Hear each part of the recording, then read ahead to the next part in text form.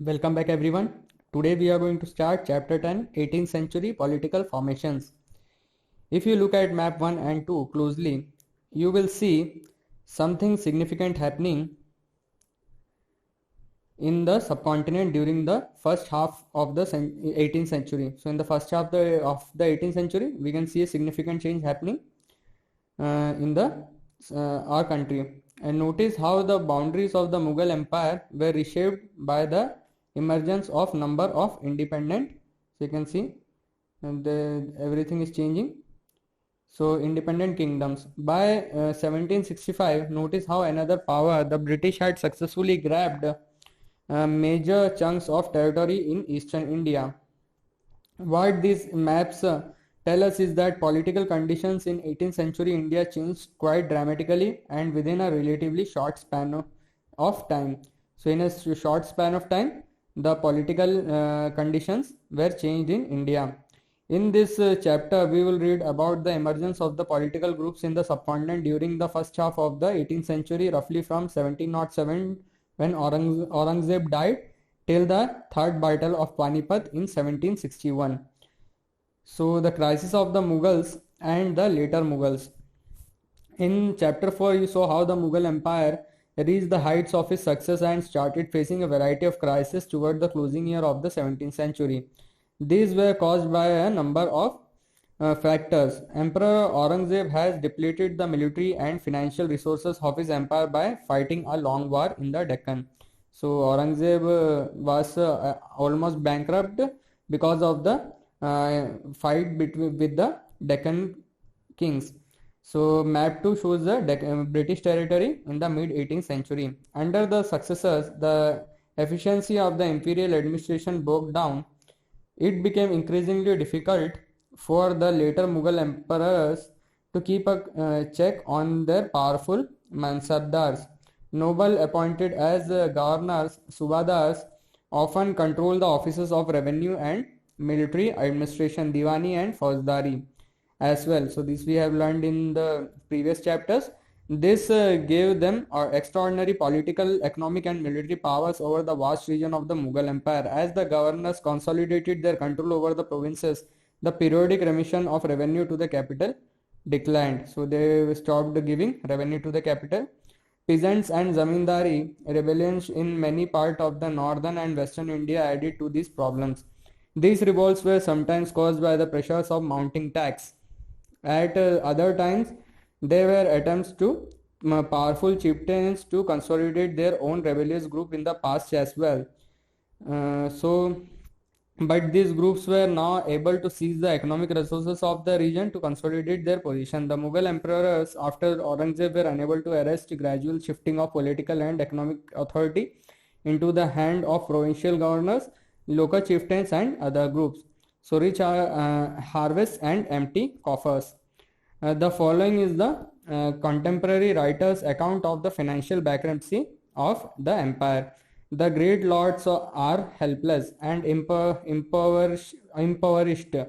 Their peasants raise 2 crops a year, but their lords see nothing of either, and their agents on the spot are virtual prisoners in the peasant's hand. Like a peasant kept in his creditor's house until he can pay his debt.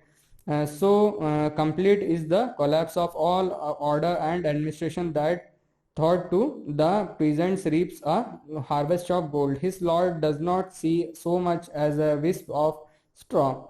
How then can the lord keep the armed forces he should? How can he pay the soldiers who should go before him when he goes out, and the horsemen who should ride behind him? So there was no money in the emperor's hand. In the midst of this economic and political crisis, the ruler of Iran, Nadir Shah, sacked and plundered the city of Delhi in 1739 and took away immense amount of wealth.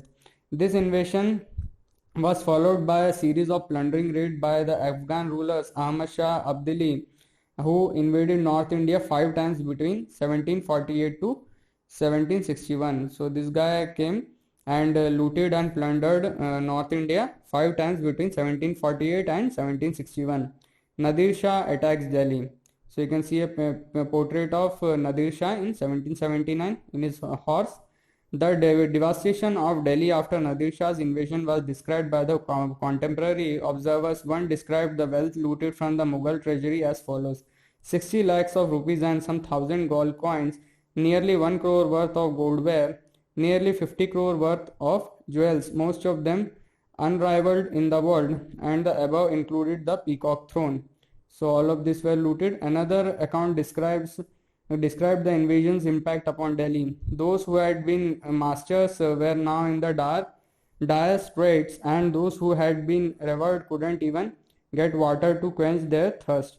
The recluses were pulled out of their corners. The wealthy were turned into beggars. Those who once set the style in clothes now went naked, and those who owned property were now homeless. The new city, Shahjahanabad, was turned into rubble. Nadir Shah then attacked the old quarters of the city and destroyed a whole world that existed there. So Nadir Shah destroyed everything and looted everything. Already under severe pressure from all the sides, the empire was further weakened by competition among different groups of nobles. So there was competition among different groups of nobles. They were divided into two major groups of factions: the Iranis and the Turanis, nobles of Turkish descent. For a long time, the later Mughal emperors were puppets in the hands of either one of the other of these two powerful groups. The worst possible humiliation came when the two Mughal emperor Farooq Siyar, who ruled from 1713 to 1719, and Almagir II, who ruled from 1754 to 59, were assassinated, and two other Ahmad Shah, who ruled from 1748 to 1754, and Shah Alam II, who ruled from 1759 to 1816, were blinded by the nobles. So you can see in figure 2 Farooq Siyar receiving a noble in court. Emergence of new states. With the decline in the authority of the Mughal emperors, the governors of large provinces, Subadars, and the great Zamindars consolidated their authority in different parts of the subcontinent. Through the 18th century, the Mughal Empire gradually fragmented into a number of independent regional states. So it was fragmented, the Mughal Empire was fragmented into smaller states. Broadly speaking, the states of the 18th century can be divided into three overlapping groups: states that were old Mughal provinces like Awadh, Bengal, and Hyderabad, although extremely powerful and quite independent. Uh, independent, the rulers of this state did not break their formal ties with the Mughal emperor. States that had enjoyed considerable independence under the Mughal principalities. And third is the large group including states under the control of Marathas, Sikhs, and other like the Jats. These were differing sizes and had seized their independence from the Mughal after a long drawn armed struggle. The old Mughal provinces. Amongst the states that were carved out of the old Mughal provinces in the 18th century, three stand out very prominently. These were Awadh, Bengal, and the Hyderabad.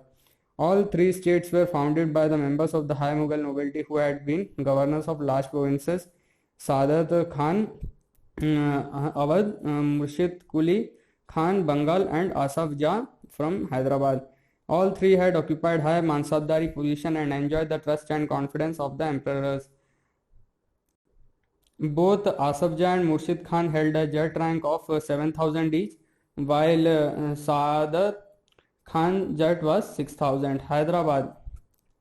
Nizamul Mulk Asaf Jah, the founder of Hyderabad state from 1724 to 1748, was one of the most powerful members of the court of the Mughal emperor Farooq Siyar.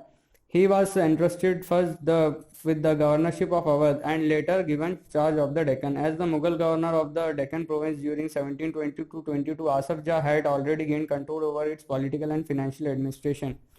Taking subsequent advantage of the turmoil in the Deccan and the competition amongst the court nobility, he gathered power in his hand and became the actual ruler of the region. So he became the ruler of that region.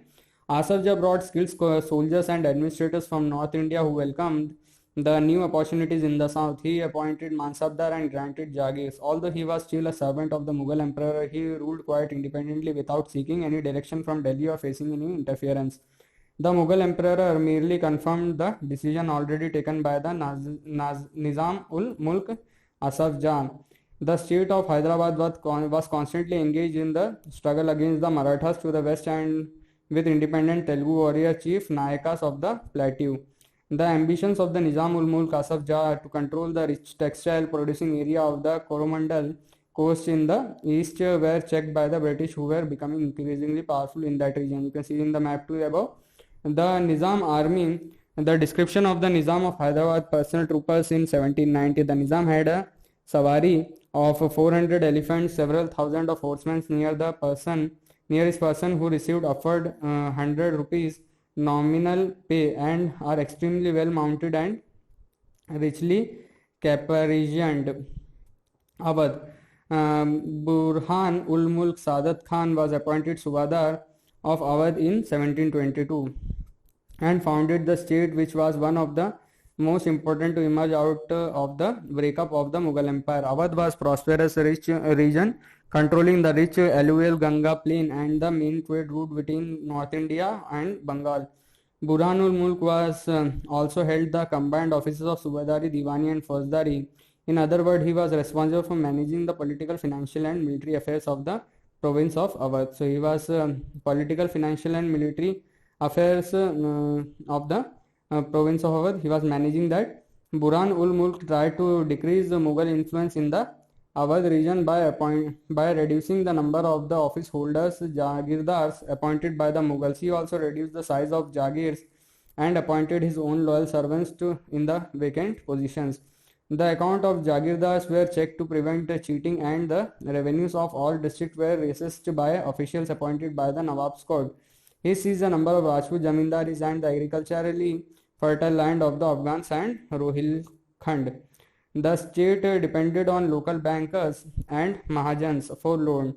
It sold the right to collect tax to the highest bidder. These revenue farmers, Ijdar, Ijaradars, Ijaradars agreed to pay the state a fixed sum of money. Local bankers guaranteed the payment of this contracted amount to the state. In turn, the revenue farmers were given considerable freedom in their assessment and collection of taxes. This development allowed the new social groups like moneylenders and bankers to influence the management of the state's revenue system, something which had not occurred in the past. Now in Bengal gradually broke away from Mughal control under Murshid Quli Khan, who was appointed as the Naib, deputy to the governor of the province. Although never a formal Subadar, Murshid Quli Khan very quickly seized all the power that went with that office. Like the rulers of Hyderabad and Awadh, he also commanded the revenue administration of the state. In an effort to reduce Mughal influence in Bengal, he transferred all Mughal Jagidars to Orissa and ordered a major reassessment of the revenue of Bengal. Revenue was collected in cash with great strictness from all zamindars. As a result, many zamindars had to borrow money from bankers and money lenders. Those unable to pay were forced to sell their land to large zamindars. The formation of the regional state in 8th century Bengal therefore led to the considerable change amongst the zamindars. The close connection between the states and banker, noticeable in Hyderabad and Awadh as well, was evident in Bengal under the rule of Alivardi Khan, who ruled from 1740 to 56. During his reign, the banking house of Jagat Seth became extremely prosperous. So all the three from Awadh, Bengal and Hyderabad, these were very intelligent peoples and took control over the land given to them. If we take a bird eye view, we can detect three common features among these states. First, although many of the largest states were established by erstwhile Mughal nobles, they were highly suspicious of some of the administrative system that they had inherited, in particular the Jagidari system. Second, their method of tax collection differed. Rather than relying upon the officers of the state, all three regimes contracted with revenue farmers for the collection of revenue. The practice of Ijaradari, thoroughly disapproved of by the Mughals, spread all over India in the 18th century. Their impact on the countryside differed considerably. The third common feature in all these regional states was their emerging relationship with the rich banker and merchants. These people lent money to revenue farmers, received land as security, and collected taxes from this land through their own agents. Throughout India, the richest merchants and bankers were gaining a stake in the new political order. So here the many Rajput rulers had accepted the suzerainty of Mughals, but Mewar was the only Rajput state which defied Mughal authority. Rana Pratap ascended the throne at Mewar in 1572 with Udaipur and large part of Mewar under his control. A series of envoys were sent to the Rana to persuade him to accept Mughal suzerainty, but he stood his ground. The Vatan Jagirs of the Rajput. Many Rajput kings, particularly those belonging to Amber and Jodhpur, had served under the Mughals with distinction. In exchange, they were permitted to enjoy considerable autonomy in their Vatan Jagirs. In the 18th century, these rulers now attempted to extend their control over adjacent regions. Ajit Singh, the ruler of Jodhpur, was also involved in the factional politics at the Mughal court. These influential Rajput families claimed subedari of the rich provinces of Gujarat and Malwa. Raja Ajit Singh of Jodhpur held the governorship of Gujarat, and Savai Raja Jai Singh of Amber was governor of Malwa. These offices were renewed by Emperor Jahandar Singh in 1730. They also tried to extend their territories by seizing portion of imperial territories neighboring their Vatans. Nagaur was conquered and annexed by the house of Jodhpur, while Amber seized large portion of Bundi. Savai Raja Jai Singh founded his new capital at Jaipur and was given the subedari of Agra in 1722. Maratha campaign into the Rajasthan from the 1740 put severe pressure on the principalities and checked their further expansions. Many Rajput chieftains built a number of forts on hilltop which became centers of power. With extensive fortifications, this majestic structure housed urban centers, palaces, temples, trading centers, water harvesting structures, and other buildings. The Chittorgarh fort contained many water bodies varying from talabs, ponds to kundis, wells, baulis, step wells, etc. So you can see in figure 4b, Chittorgarh fort of Rajasthan. So Raja Jai Singh of Jaipur. A description of Raja Jai Singh in a Persian account of 1732. Raja Jai Singh was at the height of his power. He was the governor of Agra for 12 years and of Malwa for 5 or 6 years. He possessed a large army, artillery, and great wealth. His sway extended from Delhi to the banks of the Narmada. So you can see Jantar Mandir in Jaipur, which is famous now also. Savai Jai Singh, the ruler of Amber, constructed 5 astronomical observatories, one each in Delhi, Jaipur, Ujjain, Mathura, and Varanasi, commonly known as Jantar Mantar. These observatories had various instruments to study heavenly bodies. So here you can see in figure 5 the Mehrangarh fort of Jodhpur. Seizing independence. The Sikhs. The organization of the Sikh into political community during the 17th century, you have seen in chapter 8, helped the regional state building in the Punjab. Several battles were fought by Guru Gobind Singh against the Rajputs and Mughal rulers, both before and after the institution of the Khalsa in 1619 and after his death in 1708. The Khalsa rose in revolt against the Mughal authority under Banda Bahadur's leadership, who declared their sovereign rule by striking coins in the name of the Guru Nanak and Guru Gobind Singh, and established their own administration between the Satluj and the Jamna. Banda Bahadur was captured in 1715 and he was executed in 1716, 1 year later. So you can see the sword of Maharaj Ranjit Singh. It was a very shining sword. So under a number of able leaders in the 18th century, the Sikh organized themselves into a number of bands called Jatas and later on Misls. Their combined forces were known as the Great Army Dal Khalsa. The entire body used to meet at Amritsar at the time of Baisakhi and Diwali to take collective decision known as Resolution of the Guru Matas. A system called Rakhi was introduced offering protection to cultivators on the payment of tax of 20% of their produce. So 20% was not too much. Guru Gobind Singh had inspired the Khalsa with the belief that their destiny was to rule. Raj Karega Khalsa. Their well-knit organizations enabled them to put up a successful resistance to the Mughal governors first and then to Ahmad Shah Abdali, who had seized the rich provinces of the Punjab and the Sarkar of Sirhind from the Mughals. The Khalsa declared their sovereign rule by striking their own coin again in 1765. Significantly, the coin bore the same inscriptions as the one on the orders issued by the Khalsa in the time of Banda Bahadur. The Sikh territories in the later 18th century extended from the Indus to the Jamuna, but they were divided under the different rulers. One of them, Maharaja Ranjit Singh, reunited these groups and established the capital at Lahore in 1799. So here is a portrait of Shivaji. Towards the end of the 17th century, a powerful state started emerging in the Deccan under the leadership of Shivaji, which finally led to the establishment of the Maratha state.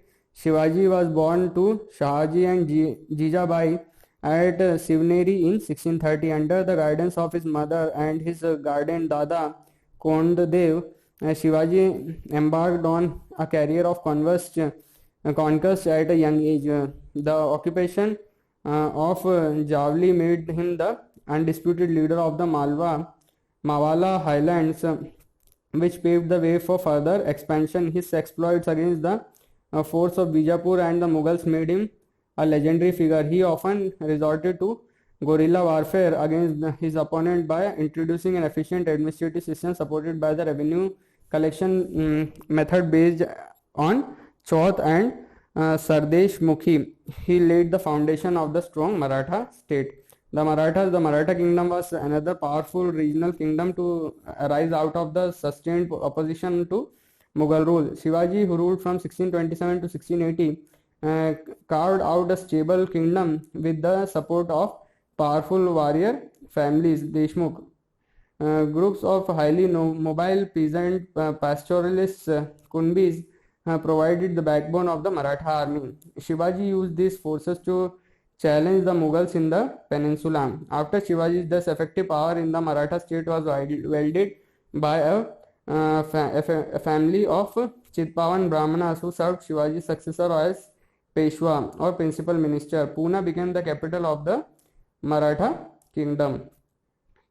Under the Peshwas, the Maratha developed a very successful military organizations. Their success lay in bypassing and the fortified area of the Mughals by raiding cities and by engaging Mughal armies in areas where their supply lines and reinforcements could be easily disturbed. Between 1720 and 1761, the Maratha Empire expanded. It gradually chipped away at the authority of the Mughal army. Malwa and Gujarat were seized from the Mughal by the 1720s. By the 1730s, the Maratha kings were recognized as the overlords of the entire Deccan Peninsula. He possessed the right to levy Chauth and Sardesh Mukhi in the entire region. Bajirao I, also known as Bajirao Balal, was the son of Peshwa Balaji Vishwanath. He was a great Maratha general who is credited to have expanded the Maratha kingdom beyond the Vindhyas and is known as his own military campaigns against Malwa, Bundelkhand, Gujarat and the Portuguese.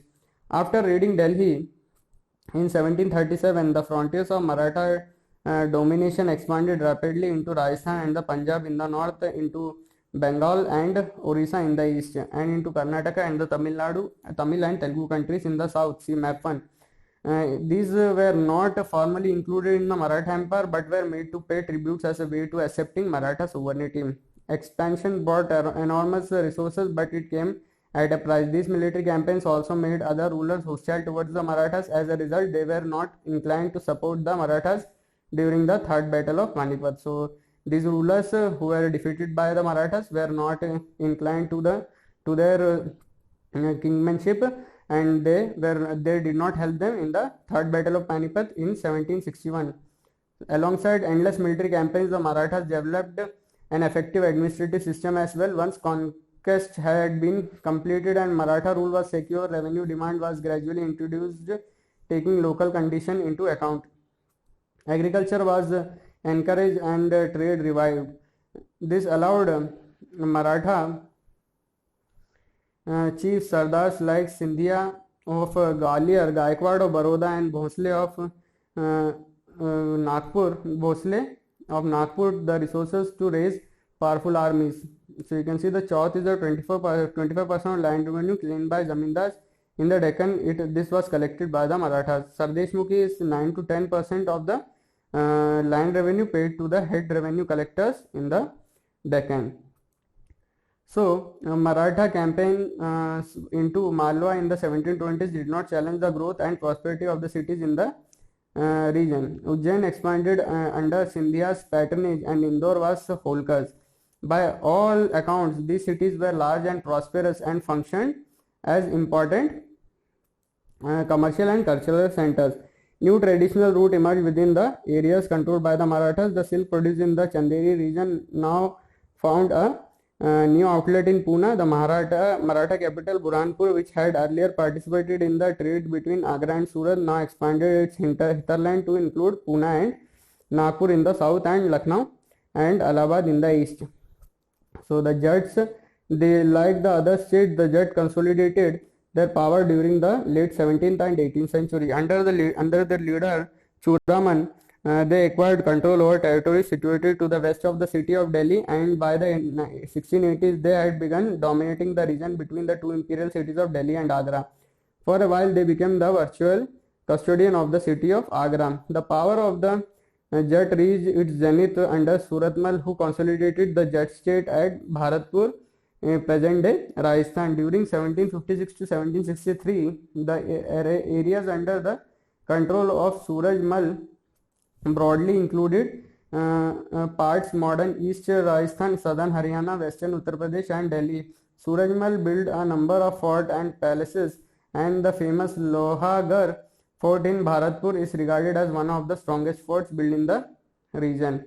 The Jats were prosperous agriculturists, and towns like Panipat and Ballabgarh became important trading centers in the area dominated by them. Under Surajmal, the kingdom of Bharatpur emerged as a strong state. When Nadir Shah sacked Delhi in 1739, many of the city nobles took refuge there. His son Jawar Shah had 30,000 troops of his own and hired another 20,000 Marathas and 15,000 Sikhs troops to fight the Mughals. While the Bharatpur fort was built in a fairly traditional style, the Jat builds an elaborate garden palace combining styles seen at Amber and Agra. Its buildings were modeled and on architectural form first associated with royalty under Shah Jahan. See figure 12 in chapter 5 and figure 12 in chapter 9.